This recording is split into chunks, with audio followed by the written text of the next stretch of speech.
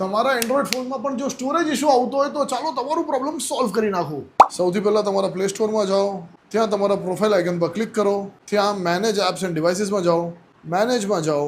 હવે અહીંયા આ બધી એપ્સ છે કે આમાંથી ઘણી એપ્સ એવી હશે કે જે તમે ફોનમાંથી ડિલીટ કરી નાખી હશે, બટ અહીંયાથી ડિલીટ નહીં થઈ હોય, તમારું ડેટા ફીડ કરી રહી હશે. સો એને ગોતીને એક એક કરીને ડિલીટ કરો. પછી પ્લે સ્ટોરમાં જ તમારે તમારા પ્રોફાઇલ આઇકન પર ક્લિક કરવાનું છે. ત્યાં તમે જાઓ સેટિંગ્સમાં, ત્યાં જનરલ સેટિંગ્સ, નીચે તમે જોશો ઓપ્શન મળશે ઓટોમેટિકલી આર્કાઇવ એપ્સ. આને ઓન કરી દો. આનાથી જે પણ તમારી એપ્સ છે જે લાંબા સમયથી તમે યુઝ નથી કરતા એ બધી ઓટોમેટિકલી આર્કાઇવ થઈ જશે. એનાથી તમારી સ્ટોરેજ બચી જશે. અને last but not the least, તમારા વોટ્સએપમાં જાઓ, ત્યાં સર્ચ કરો સ્ટોરેજ એન્ડ ડેટા, અને ત્યાં તમે જાઓ મેનેજ સ્ટોરેજમાં, અને ત્યાં તમે જોશો લાર્જર દેન 5 MB ફાઇલ 15 GBનું ડેટા પડ્યું છે. એને ક્લિક કરો અને આમાંથી જે પણ તમારા કામનું નથી ને બધાને પકડીને ડિલીટ કરો.